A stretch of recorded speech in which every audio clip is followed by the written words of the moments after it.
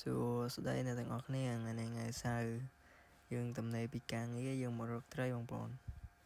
ហើយចាំមើលទស្សនាមើលលទ្ធផលថ្ងៃហ្នឹងបានប្រហែលក្បាលបងប្អូន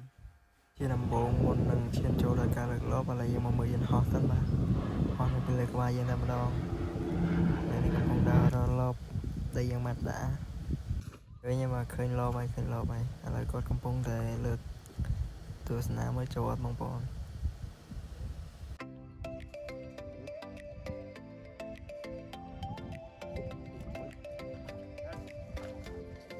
បាទលបទី1នឹងទទួលបានថៃទូ1ចូលបងប្អូនចូល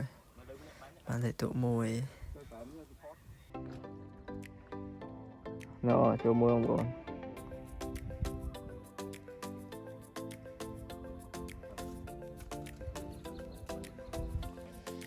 កាមេរ៉ាមែនចូលលើខ្លួនឯងបាទមើល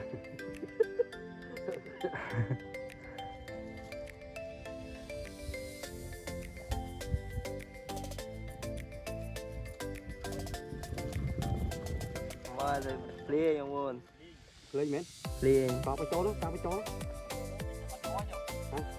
ឥឡូវនេះទស្សនាការលើកលបលេងបងប្អូនចាំមើលអត់លទ្ធផលមើលបានប្រមាណថ្ងៃហ្នឹង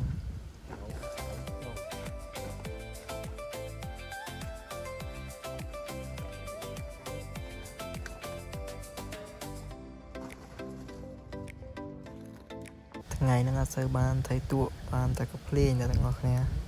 ចូលច្រើនណាអត់លប4-5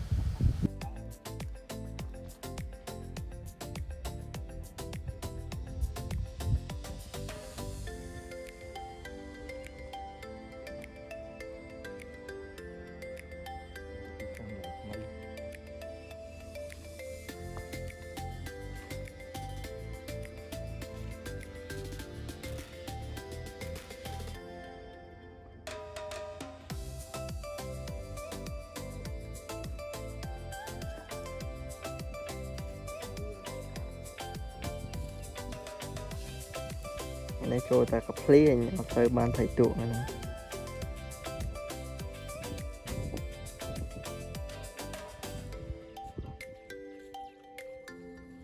ភ្លេងច្រើន